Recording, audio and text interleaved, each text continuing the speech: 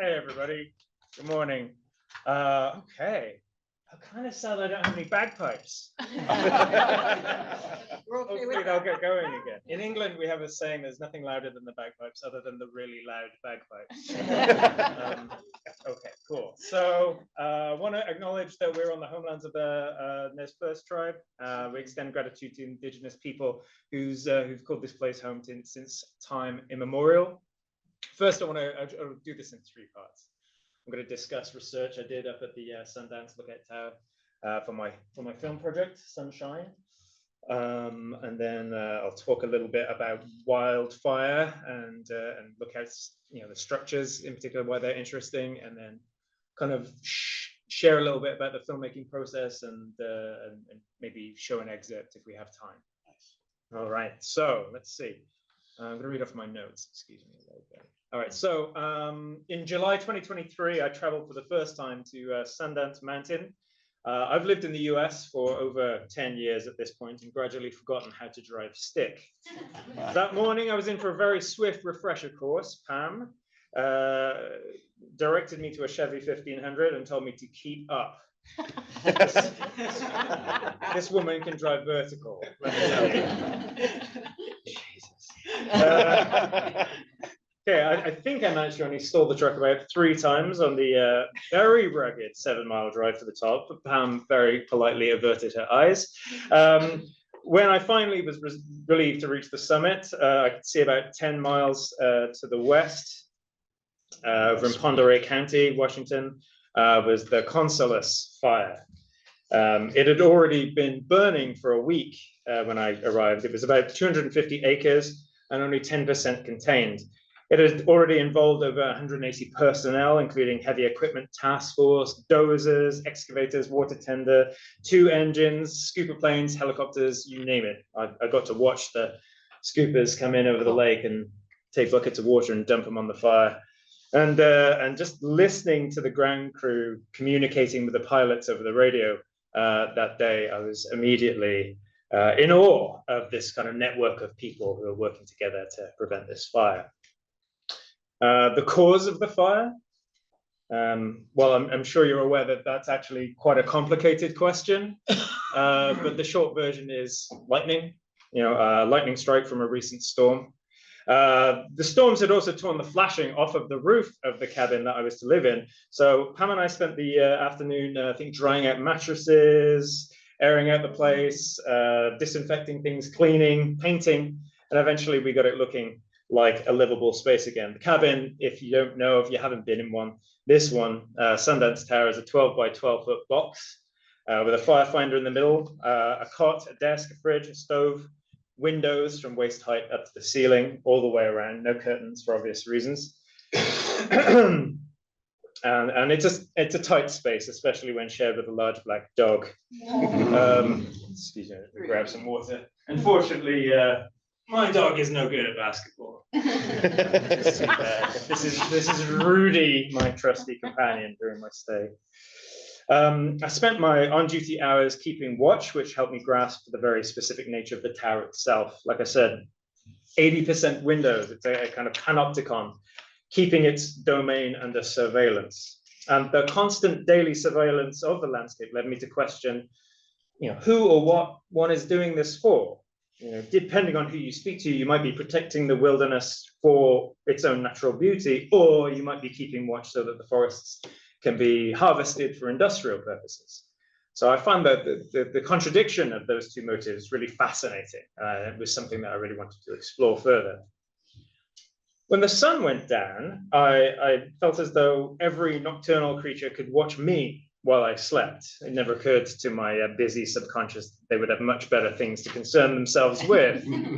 I don't know if this will work. We'll try. Apparently, howling is quite a popular activity. I think it's only playing through my computer.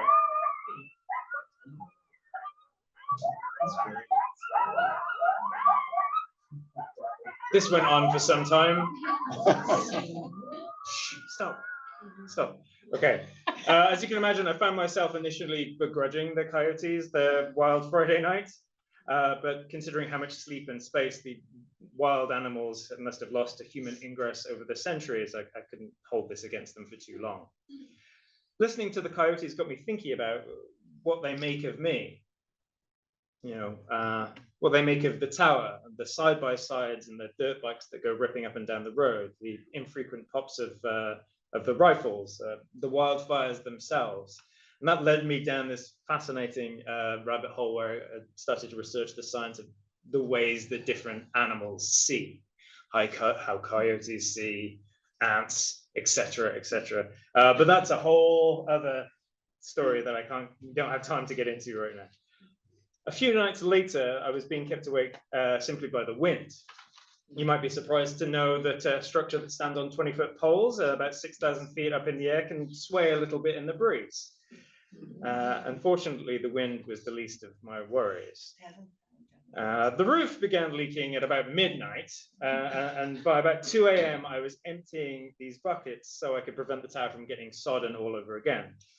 Meanwhile, lightning was increasing in frequency, and by 3 a.m., I decided that Rudy and I were best off sitting in the lightning storm and hoping for the best. This lightning tracker app showed me in real time the frequency and proximity of the strikes to the lookout. That's me and that's the blue dot. These strikes all occurred inside about a 20-minute period. So it was a very exciting night. Here's the video I took that night is quite panicky and shaky, as you can imagine. So I think the stills are much better at kind of conveying the situation. It is, you know, I wonder who else has experienced this, but it is strange to kind of consider that you might actually die. It crossed my mind once or twice, and I just promised myself that if I didn't, I would tell this story one way or another. So thank you. The experience certainly gives one some perspective. You begin to notice little things that you hadn't noticed before, like the incredible camouflage of this dusky grouse that decided to turn up the next morning. Or these little ants that decided that they wanted to move into the tower with me. The ants, disgusting as they were, or irritating as they were, they would climb over you while you slept, taught me something too. They were fascinating because I found out that they were ever so slowly eating up the wood of their, now our home, which I thought was the fantastic reflection on Anthropocene behavior. I see just one ant. Yeah, I didn't get to show your ants if you want. Okay, where was I? Sorry. Ants aside, I did get to thinking a lot about the lightning and about the fire that it could produce. And I want to broaden out to explore the reasons why wildfire and the tower in particular appeal to me as a filmmaker invested in environmental and social justice issues. I understand that wildfire is as being fraught with contradictions. It's destructive and it's necessary. It's frightening and it's beautiful. And it's a symptom of late stage capitalism, et cetera, et cetera. Likewise, the fire tower represents a kind of unique location for me as well. It's a place where humans' desire for resources and control bump right up against a need for simplicity and solitude and peace. As my colleague Leah Hampton puts it in her story Parkway, people come to the mountains for selfish reasons.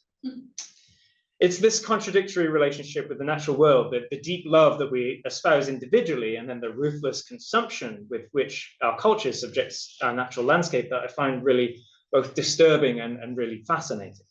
And it's something I wanted to explore. Educating myself about the science and the politics of conservationists has been both enlightening and quite troubling. Reading John Valent's account, The Golden Spruce, for example, introduced me to a character, Grant Hadwin, an environmentalist with such an intense belief in his own environmental ethics that he was willing to ford a fast-flowing river at night, carrying his chainsaw on his back to cut down the titular tree venerated by the Haida people. I find myself compelled to interrogate this enigmatic quality, the idea of an element such as fire or a person such as Hadwin, who is this complicated mixture of both an empathetic environmentalist and a single-minded anarchist. I found that I wanted to make a film about a character who could reflect those values while they're situated in this remote location.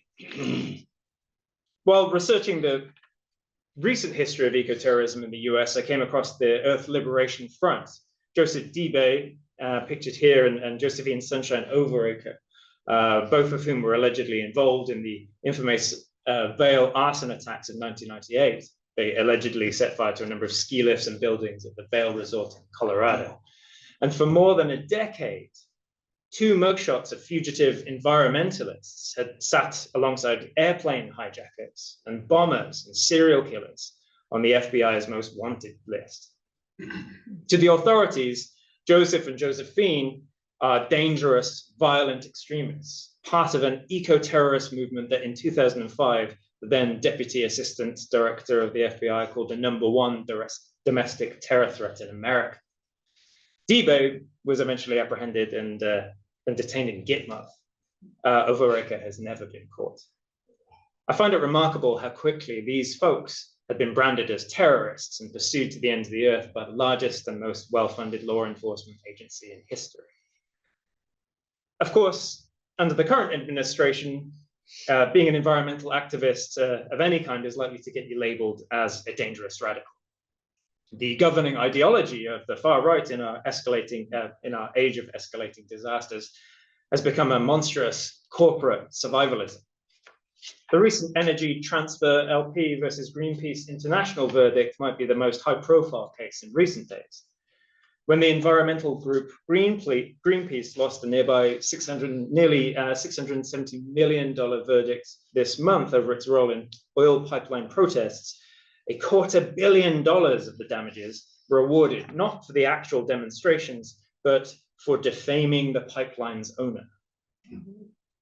But of course, there are many anti-environmental policies and agendas being rolled out across the nation right now. It's hard to keep up. I digress. The structure of the terror itself is fascinating to me. I think I'm missing a slide here, sorry. It's like this strange appendage of civilization that reaches into the wilderness and keeps an eye on it. It's linked barely to civilization by a very steep road and an unused helipad. A panopticon, as I said, used for keeping watch over the landscape, with a miniature copy of that landscape mapped out on the firefighter in the center of it. The tower being the center of its own universe, very much like a person, right? Certainly a character in its own right. A character that was capable of sustaining kind of colonial industrial goals or of enforcing conservationist agenda, depending on the intentions of the lookout inside. One thing it could never be, however, is part of the wilderness. It is in the wilderness, but abject from it, an alien. And looking up at this thing, it's not hard to see it as some kind of extraterrestrial invader straight out of the 50s B movie. So I'll talk quickly about filming because I know that we're short on time. The great thing about being a filmmaker in Idaho is the access. There are locations I can go and film in here that would be prohibitively expensive to shoot in California or New York or Georgia. You want to go and shoot a scene at a waterfall? You don't need a permit, just go and do it. Go. Hey, you need to film in this courthouse or this church? People will lend you a key as long as you make a donation and treat it with respect. It's amazing. The downside, of course, is that there's no infrastructure. There's no filmmaking incentive, barely any funds for art making at all. I was incredibly lucky to have met with Pam, who gave me the opportunity to learn a little bit. Well, we do charge some people quite a bit. And I did stand up for you and I said, documentary, Idaho, University, Idaho, here we are. Yeah. So just to be sure that you don't encourage somebody coming up there with a commercial venture, which has happened. I'm not encouraging that at all. Thank you. Yeah. All I was saying was that I was incredibly grateful to have met you, and I'm very, very lucky to get the opportunity to spend time in the tower and do some filmmaking. So yeah, we were allowed to do a few camera tests, and it was brilliant. Not a few other things that I learned about being up at the fire tower. Not every truck can survive the journey to the top. My producer's Nissan was grounded for several days, and we spent several days in the dirt trying to replace the starter motor. Starter motors are expensive. Discovered that. Filming without electrical outlets is incredibly challenging. We were lucky to have a gas-powered generator, but it was loud, so you couldn't charge things while you were filming. So that's also a real challenge. Filming in a 12 by 12 box in the heat of summer is thirsty, painstaking, irritable work. So you must be so very, very kind to your crew. And you cannot control the wildlife, the weather, or the public, though these etiquette signs seem like a good start. Most importantly, the real and sudden beauty of nature is just phenomenal. And it's so fleeting. It's so momentary. It's almost impossible to capture. That you have to learn how to put yourself in the way of it over and over again. On the penultimate day that we were filming, I was stood in the tower looking out over the gravel turning circle where our trucks were parked. Without warning, this big red dust devil just appeared out of nowhere. And it was this vortex that just span and picked up all this debris and swirled it up into the clouds and just sucked it away as if it was trying to take us with it. And then it was gone, like that. And our camera was charging, so we never got the shot. But it was beautiful, and it was eerie. No wonder people believed in spirits and gods and things like that. You know, nature is a wild place. Thank you very much. Well,